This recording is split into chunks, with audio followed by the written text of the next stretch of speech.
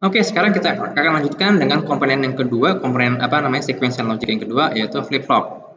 Nah, sebelum kita membahas tentang flip flop lebih jauh, eh, pada saat kita membahas latch ya, itu ada satu masalah sebetulnya yang belum sempat kita sentuh, yaitu latch itu dia akan berubah state pada saat kondisi pulse tertentu gitu ya. Misalnya pada saat active high, jadi saat pulse nilai 1 atau high, maka latch state dari latch itu akan berubah sesuai dengan inputnya. Artinya adalah apapun itu input yang diberikan kepada latch, maka state-nya pun akan ikut berubah. Nah, ini akan mengakibatkan terjadinya ketidakstabilan pada rangkaian. Jadi kalau misalnya kita punya rangkaian sekuensial yang diberikan input terus-menerus, ya ini bisa-bisa menyebabkan rangkaian secara keseluruhan menjadi tidak stabil. Nah, kita inginnya adalah jadi perubahan state itu hanya terjadi pada satu saat tertentu saja, ya. Sesaat itu berubah, lalu setelah itu akan dikunci, ya, tidak ada perubahan sampai nanti terjadi satu hal lagi yang bisa men-trigger adanya perubahan state. Nah, ini yang kita lakukan di flip flop ya. Jadi flip flop itu dia hanya berubah pada saat ada perubahan clock dari kalau misalnya jadi ini untuk yang positif atau rising edge ya. Pada saat clock itu berubah dari low ke high atau 0 ke 1 atau kebalikannya. Hanya pada saat clock itu berubah dari 1 ke 0 atau high ke low ya. Nah, selain itu tidak ada perubahan state ya, sampai terjadi lagi nanti ada perubahan sinyal clock. Nah, ini mengakibatkan lebih stabil ya, state yang ada pada flip flop. Dan dia juga disebut sebagai sinkronus karena ya perubahannya mengikuti synchronize dengan sinyal klik pada clock. Nah, ada 3 jenis, atau sebetulnya ada 4 jenis flip flop yang akan kita bahas. Jadi SR dan D flip flop ini sama seperti karakteristik pada SR dan D latch ya. Ini bedanya cuma di kapan dia berubah gitu ya. Tadi kita udah bahas, jadi hanya akan berubah pada saat ada perubahan clock dari low ke high atau high ke low ya. Satu lagi adalah jika flip flop dan nanti variasinya adalah T flip flop ya. Nah, seperti apa nanti kita akan sampai pembahasannya ke sana. Nah, ini mungkin untuk simbolnya ada perbedaan. Jadi kalau untuk latch itu sebetulnya ya dia tidak perlu ini hanya ada enabled ya. Nah, ini kalau untuk flip flop ini mutlak perlu clock karena dia butuh ada pada saat perubahan dari clock 0 ke 1 ya. Jadi ada simbol seperti tanda lebih besar seperti ini. Nah, ini untuk yang positive edge ya, yang negative edge ada tambahan inverter ya atau not. Nah, untuk SR flip flop kurang lebih sama seperti SR latch. Saya tidak akan bahas lagi ya. Nah, perbedaannya adalah hanya di kapan ya state ini berubah ya. Jadi hanya pada saat clock-nya itu berubah dari low ke high. Dan khusus untuk ini ya, khusus untuk SR S0 dan kedua S dan R-nya 0. Nah, ini mau clock-nya berubah jadi 0 ya, 0 ke 1 atau 1 ke 0 atau tidak ada perubahan sama sekali, ini juga nggak ngaruh ya, dia akan tetap tidak ada perubahan. Oke. Nah, sekarang kita lanjut dengan D flip flop. D flip flop ini juga sama seperti D latch gitu ya. Dia jadi state-nya itu mengikuti inputnya atau datanya ya. Nah, jadi akan berubah hanya pada saat ada trigger perubahan clock ya. Dari dari low ke high atau high ke low. Jadi untuk D high, input D high, maka state-nya juga akan jadi high atau set. Untuk inputnya D-nya low, maka state-nya juga akan jadi reset atau low.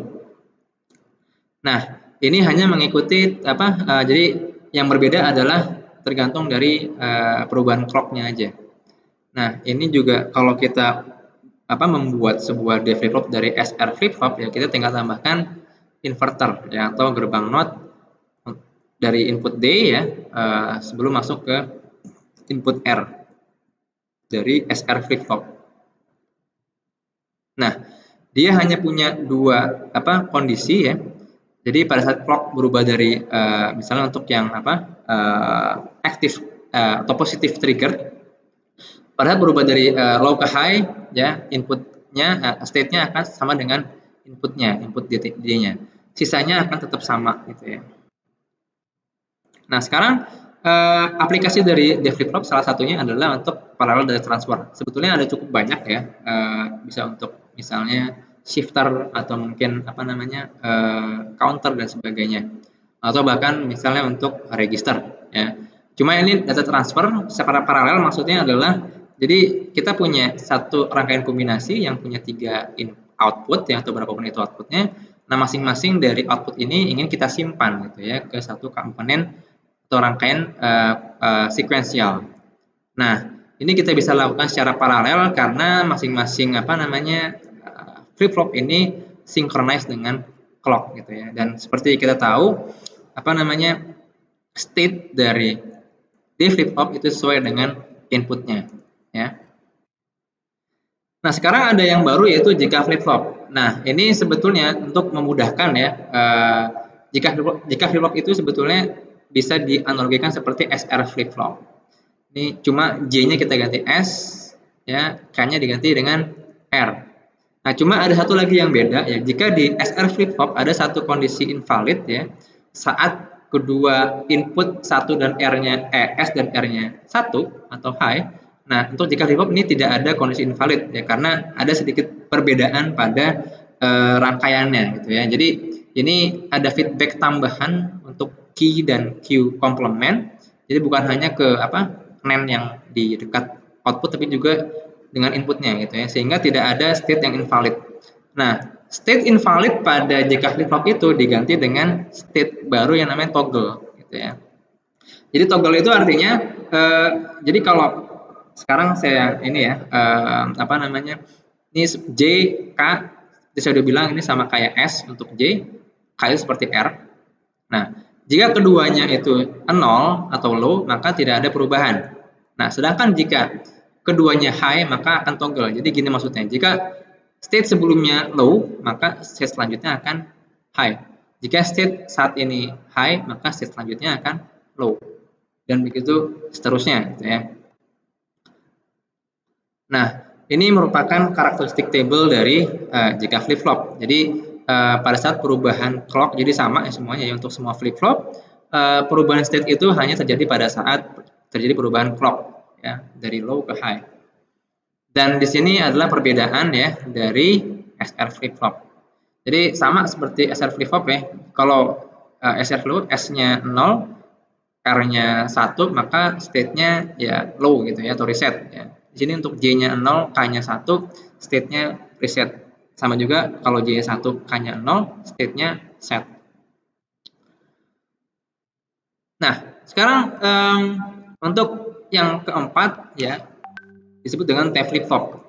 Nah, ini merupakan variasi dari JK flip-flop ya atau ya extension dari JK flip-flop. Jadi sekarang kalau kita punya JK flip-flop, input J sama K-nya dijadiin 1 nih. Nah, jadi artinya sekarang kalau T-nya sama dengan 0 ya, maka input J sama K-nya sama-sama 0 juga gitu kan. Ya. Kalau 1, maka dua-dua juga akan sama dengan 1 inputnya.